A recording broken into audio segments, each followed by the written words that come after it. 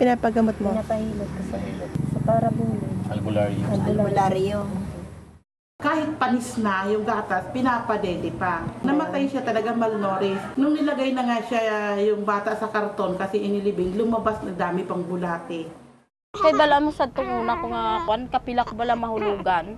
Kaapat ko nahulugan. Ambot kay hindi man kwan daw mahina lang siguro ang ano bala ang akon nga. Sige lang. Patitiyon ko okay lang.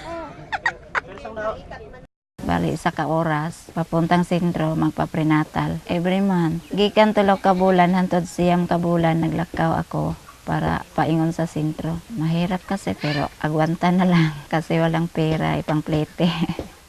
Ang kailangan na mo at least maraming medicine, maraming gamot. But walang gamot, mag-prescribe na lang si Doc. Walang pera, hindi nila ma-complete ang prescription ni Doc.